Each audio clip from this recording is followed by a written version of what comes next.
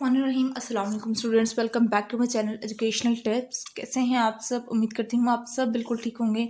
तो बच्चों जी, आज मैं आपके साथ इसकी number 2 sense and sense organ, इसका मैं आज आपके साथ लास्ट लेक्चर शेयर करने जा रही हूँ। लास्ट टाइम हम लोग बात कर रहे थे आई के बारे में, ठीक है, जिसके अंदर हम लोगों ने बात की थी कि हमारी नज़र, दूर की नज़र कैसे कमज़ोर हो रही है, करीब की नज़र कैसे कमज़ोर हो रही है, ओल्ड पीपल के अंदर कौन सा मसले आ रहे हैं, ठीक है, किस तरह से हमारी एज जब ज़्यादा होती चली जाती है तो फ़ौरन तो हमारी आइज़ के ऊपर क्या हमारा इफेक्ट होना शुरू हो जाता है, ठीक है। तो चलिए अपना पिछला टॉपिक कंटिन्यू करते हैं। अब वो कह रहे हैं करिंग शॉर्ट साइट, ठीक है। शॉर्ट साइट अगर when the eye ball is too long and image are focused in front of the retina, ठीक है, रेटिना के सामने इमेज बन रही होगी, रेटिना के पीछे नहीं, रेटिना के सामने जब इमेज बन रही होगी तो वो शॉर्ट, यानी कि हमारी जो करीब की नज़र है वो उस पर इफेक्ट हो रहा होगा। Short sight people will be help if they wear spectacles और contact lens that are concave, ठीक है। और शॉर्ट साइट पीपल यानी कि जिनकी करीब की नज़र कमज़ोर होती है, उनकी नज़र को कैसे ठीक किया जाता है कि उनको स्पेक्टिकल्स यानी ग्लासेस लगा दी जाती हैं कि आप ग्लासेस यूज़ करें, या उनको कोई कॉन्टैक्ट लेंस जिसके अंदर कनकेव लेंसेज मौजूद हों वो लगाए जाते हैं उनकी शीशे के अंदर, ठीक है। उसके बाद हम लोग बात करते हैं, अब हम लोग कॉन्टैक्ट लेंस का बात तो कर रहे हैं। अब कॉन्टैक्ट लेंस बेसिकली होता क्या है?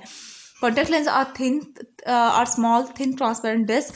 अब कॉन्टैक्ट लेंस मैं आप लोगों को दिखाऊंगी तो आप लोग कहोगे कि शायद हमने देखा हुआ है, ये इस तरह का, जिस तरह से हम अपने आंखों में जो लेंस डाल रहे होते हैं, ठीक है, वो कॉन्टैक्ट लेंस होते हैं। उसके अंदर ना नज़र, जिस तरह से हमारी नज़र के शीशे होते हैं, वो उसके अंदर नज़र की विजन होती है, ठीक है।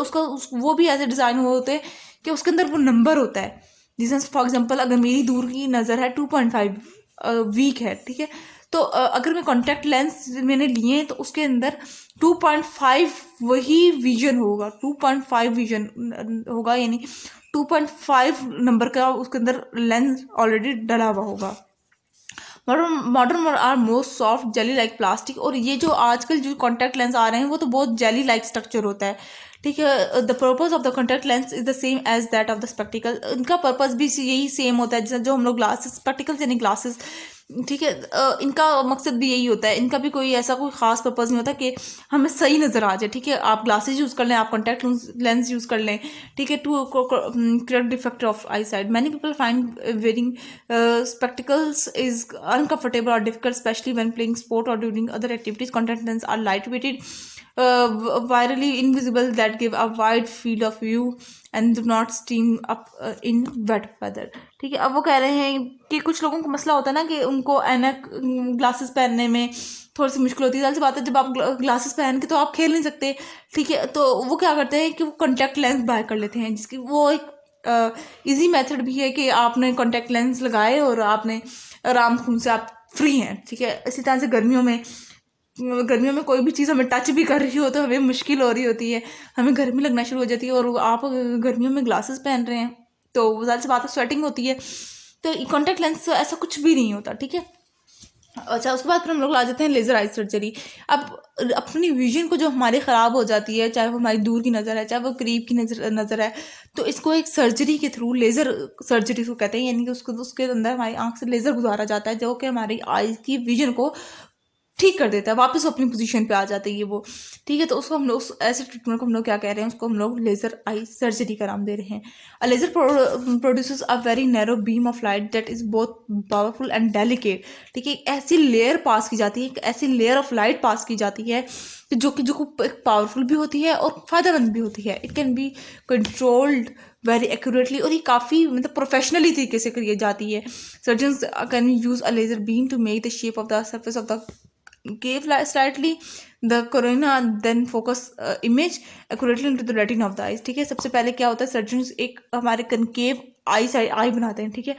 उसके बाद फिर वो कोरिना के अंदर से एक इमेज गुजरती हुई जाती है उस लाइट की, और वो रेटिना तक जाती है। After laser eye surgery there is no longer necessary for the person to wear either spectacles और कॉन्टैक्ट लेंस। जाहिर सी बात है, वो क्यों पहनेगा जब उसकी एक लेज़र आई सर्जरी के अंदर उसकी आई साइड 6/6 होगी है, तो उसके बाद फिर आपको पहनने की कोई चीज़ ज़रूरत नहीं रह जाती, ठीक है। उसके बाद फिर हम लोग बात करते हैं अपने कान की, जो कि हमारे बहुत कुछ लोगों के बहुत तेज़ चलते हैं, कुछ तेज़ सुनते हैं, ठीक है। तो अच्छा, इसके बारे में बात करते हैं कि ये है क्या। अब ear detect sound energy so that we can hear. अब हमारे ईयर्स कान का काम क्या है कि वो हमारी आवाज़ें सुने, कि वो आवाज़ सुने कि इधर से उधर से हमारी सराउंडिंग से क्या आवाज़ आ रही है, they are so sensitive, also sensitive to the position and movement of the head.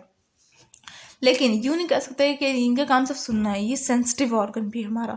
किस तरह से कि थोड़ी सी चेंजेस की वजह से, थोड़ा सा हार्शनेस की वजह से, ये लाउड साउंड की वजह से ये इफेक्ट होते हैं। As a result the ears is not only the organ of the hearing, it is control of the balance. इसी तरह से अगर हमारा सर कि प्रॉपर अगर हमारा सर जो है हमारा इसमें कोई प्रॉब्लम आ जाए तो हमारी हेयरिंग सेंस में भी प्रॉब्लम आता है। इसी तरह से हम लोग इस बात को एक प्रूव कर सकते हैं कि ना सिर्फ हमारा एक ऑर्गन है, बल्कि साथ ही साथ ही हमारे बॉडी को, ऑर्गन्स को, हमारे सर को एक बैलेंस भी प्रोवाइड कर रहा है। ठीक है, the part of the ear we see is called the outer ear. हमारा वो पार्ट जो हम लोग देख रहे हैं अपने कान का, उसको हम लोग क्या कहते हैं, ये हमारा आउटर ईयर है। Most of the year is inside the bone of the skull.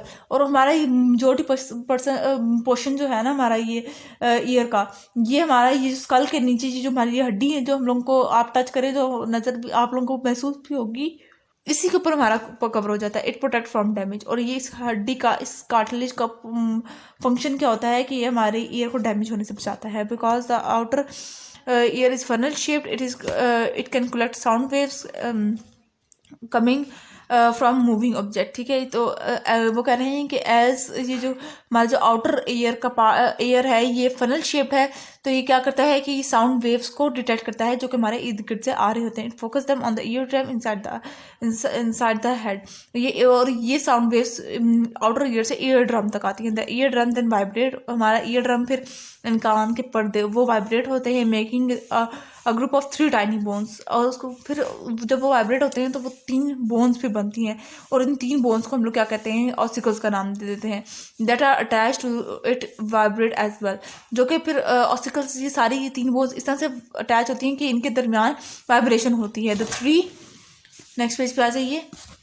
The 3 ossicles act as a leaf. ये 3 ऑसिकल्स ऐसे, ये 3 यानी कि 3 बोन्स एक लीवर की तरह एक्ट कर रहे हैं and magnify the force of the vibration. और ये वाइब्रेशन की फोर्स को डिटेक्ट करते हैं, moving the liquid inside the snail shape inner ear. और हमारा जो वो कह रहे हैं कि ये जो लिक्विड है ना, ये फिर हमारे इनर ईयर जिसको, जो कि स्नेल की तरह की शेप का होता है, इसके अंदर लेकर जाते हैं।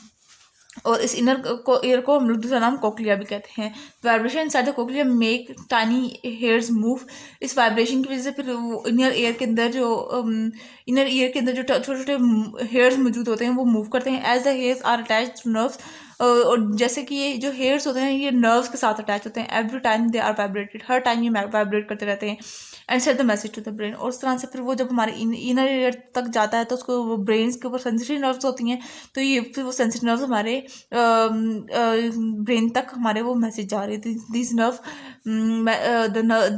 Nerve messages enable us to hear and understood sound including speech. फिर इस तरह से हम लोग वो साउंड सुन रहे होते हैं। The ear and the brain working together can separate sound depending on how loud they are और हाउ हाई और लो। ठीक है, अब वो कह रहे हैं कि जब हमारे ईयर और हमारे ब्रेन, ठीक है, जब ये दोनों साथ काम कर रहे होते हैं तो हम लोग इजीली आइडेंटिफाई कर सकते हैं कि ये लाउड कितनी आवाज़ ऊंची है और कितनी आवाज़ धीमी थी। Having 2 ears, one on each side of the head, help us to tell the direction of the sound coming from, as well as it will be slightly louder in one ear than the other unless the sound is straight ahead and immediately behind us। ठीक है, वो कह रहे हैं ये जो हमारे अल्लाह ताला ने 2 कान अता की हैं, इसका क्या होता है कि ये हमें बताते हैं कि जब हम दोनों बातें दोनों कानों से सुनते हैं तो हम इजीली बता सकते हैं कि ये आवाज़ कहाँ से आई थी। ठीक है, अगर एक कान में ज़्यादा आवाज़ आ रही हो और एक कान में कम आ रही हो तो हम लोग उस चीज़ को डिटेक्ट नहीं कर सकेंगे इजीली कि आवाज़ थी कैसी। उसके बाद फिर बात करते हैं हम लोग द सेंस ऑफ बैलेंस। ठीक है, ये बैलेंस कैसे आ रहा है हमारी कानों की आवाज़ों में, दोनों कानों की आवाज़ों में बैलेंस कैसे आता है। The 3 semi circular canals in the ear are not concern with hearing. ठीक है, इन 3 कैनल्स का काम सिर्फ सुनने का नहीं है, instead they also help us to balance. ठीक है, इन चैनल्स का काम एक बैलेंस मेंटेन करने का भी है। They are set at a right angle to each other. ये इस तरह से अरेंज है कि 90 डिग्री के एंगल पर अरेंज हुए हैं, so that no matter how the head is move. इस वजह से ये बात मैटर नहीं करती कि हेड किस तरफ को, सर हमारा किस तरफ को मूव किया है, मैंने लेफ्ट साइड को मूव किया, इट डजेंट मैटर। हमारे कान 90 डिग्री के ऊपर एक दूसरे के यानी बिल्कुल सही सीक्वेंस में अल्लाह ताला ने लगाए हैं। ठीक है, तो ये क्या करते हैं, ये बिल्कुल सही आवाज़ सुन रहे हैं कि यूँ नहीं है कि एक कान में कम आवाज़ आ रही है हमारे या दूसरे कान में ज़्यादा। Up down left and right the liquid in the canal will also move. और इसी तरह से जो फ्लूइड है हमारे कैनल्स के अंदर, ये भी इसी तरह से इक्वली मूव कर रहा है। The pressure of this fluid stimulates the sensitive hairs within the channel to send message to the brain. If you spin rapidly and then stop, the liquid will carry you and moving you or making you feel giddy. ठीक है, अब वो कह रहे हैं कि ये sensitive जो हेयर्स इसके अंदर मौजूद होते हैं, ये हमारे ब्रेन तक मैसेज आ रहे हैं, भेजते हैं। ठीक है, अगर आप कुछ मतलब कि इनके साथ अचानक से यूं सर हिलाते हिलाते हिलाते हिलाते तेज तेज आप सर हिला रहे हो और अचानक से रुक जाए, तो ये मतलब कि इनके अंदर सेंसिटिव हेयर्स होने की वजह से इनके अंदर एक मैसेज जाएगा कि हाँ हमारा सर हिल रहा था, झटके ले रहा था और अब अचानक से रुक गया है। ठीक है, you can stop this by suddenly jerking your head in opposite direction. Two sacs join in a cochlea to the semi circles and act as a gravity detector. यानी कि ये जो कॉकलिया के अंदर ये जो दो सैक्स हमारे मौजूद होते हैं, ये एक ग्रेविटी डिटेक्टर यानी कि ग्रेविटी को डिटेक्ट कर रहे हैं। They contain grains of chalk which could about us as we dealt and trigger sensitive airs. ठीक है, अब इन ग्रेविटी डिटेक्टर का काम क्या होता है कि हमारे सेंसिटिव हेयर्स को डिटेक्ट करते रहे हर वक्त। Continuous up and down movement over stimulates the brain and this cause what is called sea sickness. ठीक है, और अगर एक हमारे ये लिक्विड हमारा कॉन्टिन्यूस मूव कर रहा होगा, ठीक है, और ये ब्रेन तक सही मैसेज ना ट्रांसफर हो रहा हो, तो हम लोग ऐसी बीमारी को क्या कहते हैं, सी सिकनेस। तो ये था आज का लेक्चर। आई होप आपको समझ आ गया होगा। अगर आज का लेक्चर आप सबको समझ आ गया है तो मेरे चैनल को सब्सक्राइब कर दीजिएगा, वीडियोस को लाइक कर दीजिएगा और साथ साथ बेल आइकन को प्रेस करना मत भूलिएगा। इससे आने वाली हर लेटेस्ट अपडेट सबसे पहले आप तक पहुंचेगी। मिलती हूँ किसी और वीडियो में। दुआ में याद रखिएगा, अपना ख्याल रखिएगा। अल्लाह हाफिज़।